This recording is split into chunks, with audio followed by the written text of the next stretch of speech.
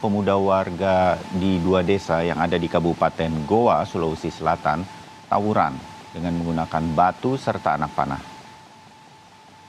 Kedua kelompok pemuda yang berasal dari desa Tangala dan juga desa Kanjilo terlibat saling serang di tengah pemukiman warga.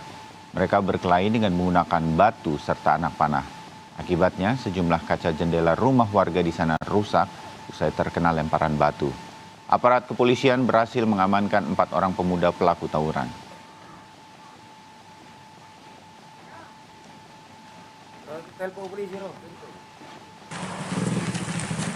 Yang kena lempar. Jadi sini sudah. Kapolda Jambi Irjen Rusdi Hartono berhasil dievakuasi lewat jalur udara. Kapolda bersama rombongan dievakuasi setelah hampir 45 jam berada di hutan. Tahan bawah. Gasar itu, gasar bapak gasar. Kasih pakai kaki, arek lepas satu. Lagi. 2, 3. Allah. Yuk.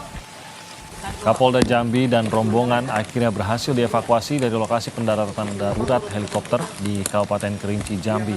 Total ada 4 heli yang dikerahkan untuk mengevakuasi Kapolda Jambi dan rombongan ini.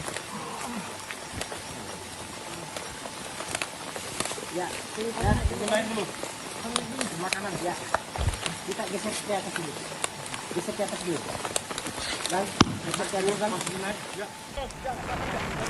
Dan inilah visual saat Kapolda berada di dalam heli usai dievakuasi. Kapolda Irjen Rusdi diketahui mengalami patah tangan, namun berada dalam kondisi yang stabil. Kapolda Jambi juga sempat meminta anak buahnya untuk dievakuasi terlebih dahulu dan dirinya menjadi yang terakhir dievakuasi.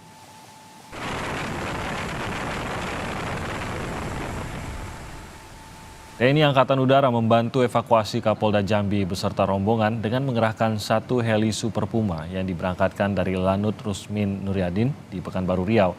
Heli Super Puma TNI AU telah beroperasi sejak kemarin bersama 3 heli dari instansi lain. Heli inilah yang berhasil mengevakuasi tubuh Kapolda Jambi dari lokasi kecelakaan ini.